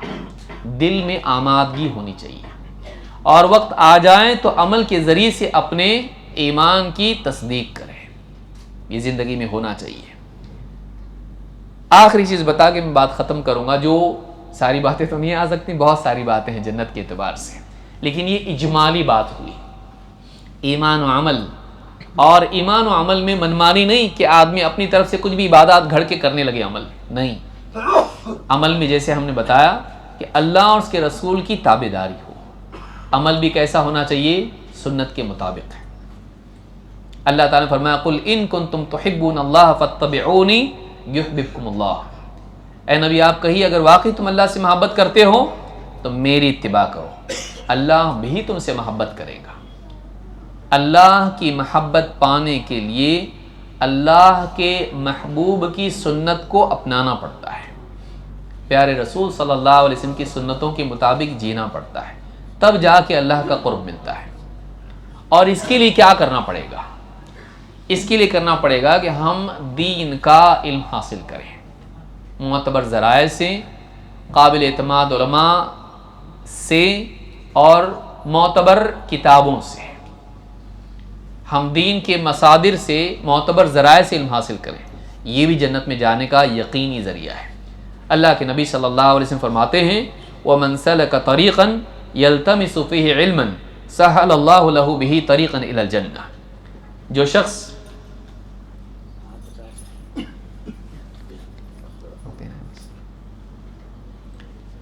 وَمَنْ سَلَكَ طَرِيقًا يَلْتَمِسُ فِيهِ عِلْمًا سَهَّلَ اللَّهُ لَهُ بِهِ طَرِيقًا إِلَى الْجَنَّةِ، کہ جو شخص علم کے حصول میں کوئی راہ چلتا ہے، اللہ تعالیٰ اس کے اس عمل کی برکت سے اس کے لیے جنت کا راستہ آسان کرتا ہے۔ امام مسلم نے اس حدیث کو روایت کیا ہے۔ اس سے معلوم ہوتا ہے کہ جنت کا راستہ جو چاہتا ہے کہ اس کے لیے آسان ہو، اس کو چاہیے کہ وہ علم کے حصول کا راستہ چلے، وہ علم کے حاصل کرنے کی کوشش کرے۔ دینی مجالس میں آنا، جہاں قابل اعتماد علماء قرآن و سنت کی بات آپ کے سامنے رکھتے ہیں، یہ بہت ضروری ہے، خصوصاً اس اعتبار سے بھی کہ وہ آنا ہمارے لیے جنت کے راستے کے آسان ہونے کا ذریعہ بنتا ہے۔ اور ان مجالس میں بیٹھ کر آدمی اپنے ایمان کی تجدید کرتا ہے، کیونکہ مجلس کا بھی ایک اثر ہوتا ہے، اور وہ ساری فضیلت کہ فرشتے مجلس کو گھیر لیتے ہیں، اللہ کی طرف سے رحمت ان کو ڈھانپ لیتی ہے، سکینت کا نزول ہوتا ہے، اور اللہ رب العالمین کے ہاں فرشتوں کے درمیان اس مجلس میں بیٹھنے والوں کا ذکر خیر ہوتا ہے۔ یہ ساری فضیلت مجالس میں حضور سے ہے، جڑی ہوئی ہے۔ یعنی کہ آدمی کہے میں ڈاؤن لوڈ کر لوں گا۔ آج ہم لوگ انٹرنیٹ کے دور میں، موبائل کے دور میں جی رہے ہیں، دھیرے دھیرے لوگوں میں مزاج بن گیا کہ بھئی کون جاتا ہے اتنے دور، پارکنگ کا مسئلہ ہوتا ہے، پھر ٹریفک اتنا جام ہوتا ہے، وہاں جا کے کریں گے کیا، سننا ہی تو ہے نا، تو گھر پہ ہی لائیو تو ہو رہا ہے ویسے بھی، تو لائیو سن لیں گے ہم لوگ۔ اور لائیو سنتے سنتے بھی دل میں پھر کچھ کام آ جاتا ہے، کسی کا میسج آ گیا، کسی کا فون آ گیا، کچھ لانا لے جانا ہے، تو آدمی سوچتا ہے کہ ٹھیک ہے بعد میں ڈاؤن لوڈ کر لوں گا، اور ڈاؤن لوڈ نہیں ہوتا ہے، کیونکہ اور چیزیں اس کی زندگی میں ایسی آ جاتی ہیں کہ اس کو مشغول کر دیتی ہیں۔ تو یہ شیطان اس طرح سے ہم کو ٹالنے والا بناتا ہے۔ انسان کے لیے بے عملی کا راستہ ہموار کرنے والی چیز تسویف ہے۔ آدمی یہ کرے ٹھیک ہے کریں گے انشاءاللہ، سوفا آدمی کرتا رہے، فیوچر میں کریں گے، انشاءاللہ کرنے والا ہوں میں، آگے کروں گا، تھوڑا سیٹ ہونے دو، تھوڑا ایسا ہونے دو، آدمی ٹالتا رہے۔ اور آپ دیکھیے آدمی دینی مجالس میں نہیں آتا ہے۔ دینی مجالس میں آنا صرف علم کے لیے نہیں ہے، یہ بہت بڑی غلط فہمی ہے۔ اور صرف علم کے لیے آنے والے اکثر دینی مجالس میں ایک وقت کے بعد آنا چھوڑ دیتے ہیں، سب آ گئے ہم کو، بلکہ کوئی بلائے اگر آج فلاں جگہ اجتماع ہے، دینی مجلس سے آئیے، ہم سب سن چکے ہیں، آپ پیدا بھی نہیں ہوتے تب سے ہم کر رہے ہیں، یہ ٹاپک ہم نے کئی بار سنا ہے۔ دیکھیے جو آدمی محض علم کے لیے دینی مجالس میں آتا ہے، ایک وقت کے بعد اس کا گھڑا بھر جائے گا، اس کو اندر سے لگے گا اب مجھ کو آ گیا، اور اس کے بعد پھر وہ سوچے گا اب وہی باتیں بار بار کیا سنیں گے بھائی، وہی حدیثیں، وہی آیتیں، اطیعوا اللہ اطیعوا الرسول، اور اسی طرح سے اقیموا الصلاۃ آتوا الزکاۃ، یہی ہے، تو سب تو سن لیا، اب کیا جا کے کریں گے، نیا کیا آنے والا ہے۔ ہر خطیب الگ الگ پیرائے میں وہی باتیں بیان کرے گا، نیا قرآن تو آئے گا نہیں، نئی حدیثیں تو آئیں گی نہیں، الا ماشاءاللہ کبھی کبھی کوئی بات آ جاتی ہے، ورنہ ہے تو وہی ہے، تو اب آ گیا ہم کو، اب جانے کی ضرورت نہیں ہے۔ اور ایسا آدمی دینی مجالس سے محروم ہو جاتا ہے۔ جو آدمی دینی مجالس میں اپنے علم کے ساتھ ساتھ اپنے ایمان کی تجدید کے لیے آئے، ایسا آدمی کتنا بھی علم آ جائے وہ مجالس چھوڑے گا نہیں۔ اصل پانے کی چیز محض علم نہیں ہے، کیونکہ علم بذات ہی مقصود نہیں ہے، علم ضروری ہے اپنے ایمان کی اصلاح، ترقی اور اپنے اعمال کی اصلاح اور ترقی کے لیے۔ علم کے فی ذات ہی مقصود ہے نہیں، ورنہ حدیث میں کیوں کہا جاتا والقرآن حجۃ لک او علیک، قرآن یا تو تیرے حق میں دلیل ہے یا تیرے خلاف دلیل ہے. تو قرآن تیرے خلاف دلیل کیسے ہو سکتا ہے؟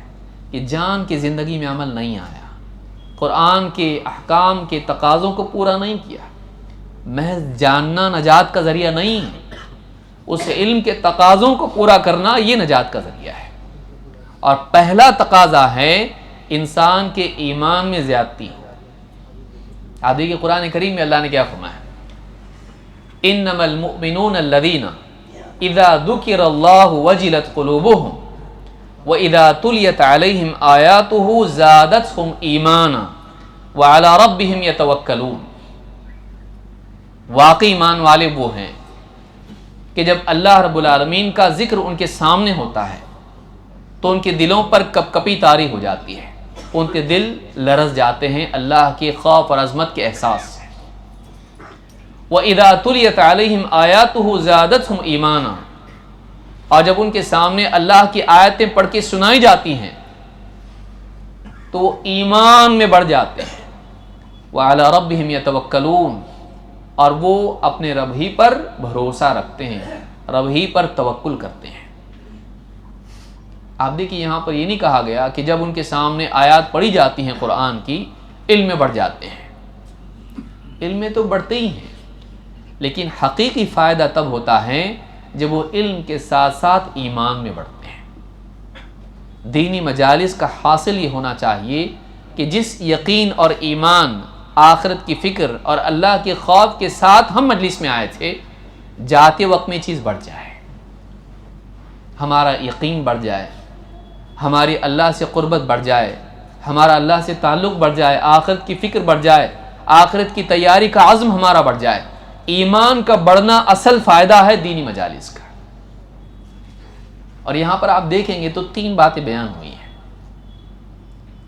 ایک خشیت، دوسرے یقین کی زیادتی، اور تیسرے اپنے معاملات میں اللہ پر توکل. یہ بہت بڑی نعمتیں ہیں.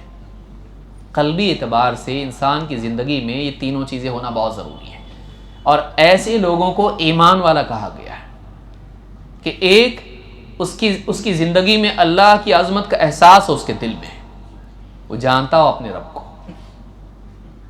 اللہ کی ذات و صفات کا تعارف اس کے سامنے ہو، اور اللہ کی عظمت کا استحضار اس کے دل میں ہو. وہ اللہ کی بات کو ایسے نہ سنے جیسے کسی اور کی بات کو، دوست کی اور کسی اور کی بات کو سنتا ہے. اس عظمت کے ساتھ میں اللہ کی بات کو سننا، ایسے کہ میرا مالک ہے، میرے مالک کا حکم ہے. آپ نے کتنے لوگوں کو دیکھا ہوگا، کمپنی کے باس کا جب فون آتا ہے تو ریسیو کرتے ہی کھڑے ہو جاتے ہیں، جبکہ وہ سامنے نہیں ہے، لیکن اس کے دل میں اس کی عظمت ایسی بیٹھی ہوئی ہے کہ جیسے آفس میں ہوتا ہے، گھر پہ بھی فون آ جائے تو کھڑا ہو جاتا ہے، ہاں صاحب، ہاں صاحب. کیوں؟ اس لیے کہ اس کو معلوم ہے کس سے بات کر رہا ہے اور کون اس سے بات کر رہا ہے. غیر شعوری طور پر وہ کھڑا ہو جاتا ہے بعض اوقات، اور اس کی آواز میں، اس کے انداز میں، اس کے جسم میں وہ ساری تبدیلیاں پیدا ہو جاتی ہیں جو اپنے سے بڑے کی بات سنتے وقت اور اس سے بات کرتے وقت ہوتی ہے، جبکہ وہ موجود نہیں ہے. سوچیے اللہ کی بات، جو کائنات کا رب ہے، زمین و آسمان کا نظام چلا رہا ہے، سب اس کے آگے محتاج ہیں، اس کے پاس کسی چیز کی کمی نہیں ہے، وہ جس کو چاہے دے سکتا ہے، جس سے چاہے چھین سکتا ہے، جس کے سامنے قیامت کے دن بڑے بڑے بادشاہ ننگے کھڑے ہوں گے، حفاتن عراتن غرلا، پاؤں میں پہننے کے لیے ان کے پاس چپل نہیں ہوگی، جوتیاں نہیں ہوں گی، جسم پر لباس نہیں ہوگا. بڑے بڑے بادشاہ ہوں گے جنہوں نے حکومتیں چلائی ہیں، ان کی حیثیت قیامت کے دن یہ ہوگی. جس کو اللہ لباس دے گا اس کو لباس ملے گا. یہ اللہ ہے جس نے فرعون کو غرق کیا، قوم نوح کو تباہ کر دیا، بڑی بڑی قومیں آئیں، بادشاہ آئے، اللہ نے ان کو برباد کر دیا. ایک حکم اللہ کا آ گیا، پوری قوم برباد ہو گئی. آسمان، زمین، ہوائیں، سمندر، پانی، سب کچھ، سورج، چاند، ستارے اس کے حکم کے تابع ہیں. اس کے حکم کے بغیر کچھ نہیں ہو سکتا ہے، اور جب وہ حکم دیتا ہے تو وہ ہو کر رہتا ہے۔ انما امرہ اذا اراد شیئا ان یقول له کن فیکون۔ اس کے حکم کا معاملہ تو یہ ہے کہ جب وہ کسی چیز کے کرنے کا ارادہ کرتا ہے تو بس حکم دے دیتا ہے کہ ہو جا، اور وہ ہو جاتا ہے۔ اللہ کا چاہنا، اس کا حکم دے دینا نتائج پیدا کرتا ہے۔ اس کے لیے کوئی مانع نہیں ہے، اس کے لیے کوئی عاجز کرنے والا نہیں۔ وہ رب، اس کی بات ہم سنیں، اس کی عظمت دل میں ہونا چاہیے۔ نمبر 1، اللہ کی خشیت، اللہ کی عظمت، یہ ایمان کے لیے ضروری۔ دینی مجالس میں بیٹھ کے پیدا ہوتا ہے، ہم اس کے لیے آئیں کیونکہ یہی چیز ہے جو زندگی کو بہتر بنائے گی۔ حکم دینے والے کی عظمت حکم کی عظمت دل میں پیدا کرتی ہے۔ حکم دینے والے کی عظمت دل میں نہ ہو تو حکم کی بھی عظمت نہیں ہوتی ہے۔ اللہ کے اوامر کی تعظیم اللہ کی تعظیم کا نتیجہ ہے، دینی مجالس میں ملے گا۔ 1، 2، اللہ کے وعد و وعید کا یقین، ایمان کا بڑھنا۔ دینی مجالس میں ہم اس لیے آئیں کہ ایمان بڑھے، کل تک جیسا ایمان تھا آج اس سے آگے جاؤں میں، بینک بیلنس بڑھے، ایمان بڑھے، کیونکہ اللہ کے ہاں انسان کی قیمت ایمان کی بنیاد پر ہے۔ ہمارا ایمان مضبوط ہو، ہمارا ایمان شک سے پاک ہو، انکار سے پاک ہو، مخالفت سے پاک ہو، اور ایمان کا مرتبہ اونچا ہو۔ وہ ساری کیفیات جو اپنے رب کے ساتھ اور اللہ کے وعدوں کے ساتھ ہونی چاہیے دل میں، وہ ہم کو محسوس۔ وَإِذَا تُلِيَتْ عَلَيْهِمْ آيَاتُهُ زَادَتْهُمْ ایمانا۔ اسی لیے آپ دیکھیں نبی صلی اللہ علیہ وسلم نماز پڑھ رہے ہیں، تہجد کی نماز، لمبی روایت جس میں بتایا آپ نے اتنی ساری صورتیں پڑھی، سورۃ البقرہ پڑھی، سورہ نساء پڑھی، سورہ آل عمران پڑھی آپ نے۔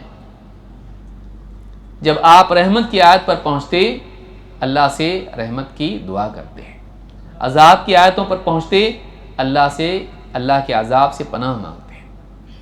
یہ جو کیفیات ہیں، اللہ کے نبی صلی اللہ علیہ وسلم کو اللہ کے عذاب سے پناہ مانگنا، سوچیے۔ بلکہ آپ دیکھیں گے کہ اللہ کے نبی صلی اللہ علیہ وسلم استغفار کر رہے ہیں اللہ سے۔ استغفار کون کرتا ہے؟ جس کے گناہ ہوں، لیکن آپ دن میں 70 بار، اس سے زیادہ بلکہ 100 بار استغفار کر رہے ہیں۔ کیوں؟ گناہ ہے اس لیے نہیں، اپنی اللہ کی عظمت کا احساس اور اپنی نیکیوں کو بھی تقصیر سمجھنا۔ عبودیت کا کمال انسان کی نیکیوں کو بھی اس کو تقصیر میں جمع کرنے والا بنا دیتا ہے۔ لا احصی ثناء علیک انت کما اثنیت علی نفسک۔ اے اللہ میں تیری تعریف کا حق ادا نہیں کر سکتا۔ تعریف کر رہے ہیں، آپ کا نام احمد ہے، پچھلی کتابوں میں سب سے بہتر اللہ کی کثرت سے حمد کرنے والا، لیکن آپ کہہ رہے ہیں کہ اللہ میں تیری تعریف ایسی نہیں کر سکتا جیسی کرنا چاہیے۔ یہ کیا ہے؟ یہ اپنے نیکی پر بھی یہ سمجھنا کہ اللہ جیسا کرنا چاہیے تھا میں نہیں کر پا رہا ہوں، اس پر بھی اللہ سے استغفار کرنا، کہ انسان کو اللہ کی عظمت کا احساس ہو، یقین ہم کو ہو، اللہ کی طرف سے وعدوں پر یقین، اللہ کی طرف سے وعید پر یقین۔ یہ یقین ہے جو انسان کو نیکیوں کے کرنے پر آمادہ کرے گا، گناہوں سے بچنے پر آمادہ کرے گا، اور زندگی کے مسائل کے باوجود صراط مستقیم پر جمنے والا بنائے گا۔ وَإِذَا تُلِيَتْ عَلَيْهِمْ آيَاتُهُ زَادَتْهُمْ إِيمَانًا وَعَلَىٰ رَبِّهِمْ يَتَوَكَّلُونَ۔ اور مستقبل کے اعتبار سے، حال کے اعتبار سے، انسان کے جو بھی مسائل ہیں، جو بھی اس کو مطلوب ہے، پانا چاہتا ہے یا جس سے بچنا چاہتا ہے، اس میں اپنی ذات پر یا اپنے اطراف موجود اسباب پر نہیں بلکہ رب العالمین پر بھروسہ رکھے۔ میرے پاس پیسہ ہے تو میں سب کچھ کر سکتا ہوں، سیاسی تعلقات میں کر سکتا ہوں، نہیں، میری فلاں سے پہچان ہو جائے گا، نہیں، اللہ چاہے گا تو ہوگا، اللہ نہیں چاہے گا نہیں ہوگا۔ صحابیہ کہا اللہ کے رسول صلی اللہ علیہ وسلم سے، ما شاء اللہ و ما شئت، اے اللہ کے رسول جو اللہ چاہے اور آپ چاہیں۔ آپ نے کہا اجعلتنی واللہ عدلا، مجھ کو اللہ کے برابر کرتا ہے؟ بل قل ما شاء اللہ وحدہ، بلکہ یوں کہہ کہ اکیلا اللہ جو چاہے گا وہ ہوگا۔ یہ انسان کا یقین بنے کہ وہ اپنی بھی نفی کرنے والا بنے، میں یہ کر لوں گا، میں وہ کر لوں گا، میں ہوں، میں کروں گا۔ اللہ کے سوا کچھ نہیں، اللہ چاہے گا تو ہوگا۔ تو اعتماد اللہ پر رکھنا، یہ کیفیات کہاں پیدا ہوں گی؟ دکان میں بیٹھ کے تو یہ ذہن بن رہا ہے کہ بھائی پیسہ ہونا ضروری ہے، ہاں کانٹیکٹس ہونا چاہیے، کسٹمر کو پکڑ کے رکھنا چاہیے، کیا نہیں جھوٹ بولنا بھی پڑتا ہے بھائی کبھی کبھی۔ دکان میں، بازار میں بیٹھ کے یہ احساسات پیدا ہو رہے ہیں۔ مسجد میں آ رہا ہے، دینی مجالس میں بیٹھ رہا ہے، وہاں بات اس کے سامنے آ رہی ہے، سچا تاجر، امانت دار تاجر قیامت کے دن یہ انبیاء، صدیقین اور شہداء کے ساتھ میں ہوگا۔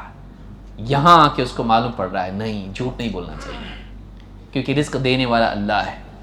اگر جھوٹ بولیں، اگر سچ بولیں، امانت داری کے ساتھ، صداقت کے ساتھ تجارت کریں، اللہ تعالیٰ ان کی بے میں برکت دیتا ہے۔ یہاں آ کے معلوم پڑے گا کہ انسان کی نگاہ اللہ کی طرف جائے گی کہ اللہ کے دینے سے ملتا ہے۔ لیکن دنیا میں رہ کر آدمی دنیا دار بن جائے گا۔ دینی مجالس میں آنا ضروری ہے، اس اعتبار سے ہم آئیں کہ ہمارے صرف علم میں نہیں، اور اگر ہمارے پاس معلومات آ چکی، ہم نے سب پڑھ لیے، سارے درس سن بھی لیے علماء کے، اس کے بعد بھی کیا ہم ایسے بنے جیسے بننا چاہیے تھا؟ نہیں بنے تو آنا پڑے گا۔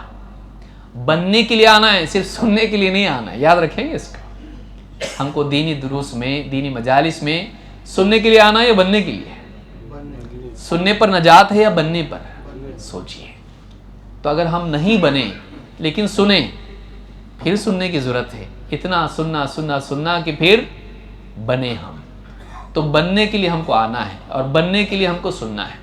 نجات ہمارے بننے پر موقوف ہے کہ اتنا اچھا بن کے جائیں کہ جو سنا تھا ویسے ہم بنیں، اور کچھ حصہ بھی بن گئے تو بہت بڑی بات ہے۔ لیکن ہم اپنی زندگیوں کا جائزہ لیں تو ہر دیوار کے، گھر کے ہر کونے میں ہمارے یہاں اندھیرا ملے گا۔ اللہ تعالی ہم سب کو نیک بننے کی توفیق عطا فرمائیں، اور دینی مجالس میں آنے والا بنائیں، اور اپنے ساتھ بیوی بچوں کو بھی لانے والے ہم بنیں۔ بچوں کو بھی لائیں، کیونکہ آج بچے بگڑ رہے ہیں۔ وجہ کیا ہے؟ ہم خود آ جاتے ہیں، بچوں کو نہیں لاتے ہیں، اور اگر نہیں لاتے ہیں تو جا کے ان کی تربیت نہیں کرتے ہیں۔ اس کا بھی اہتمام کریں۔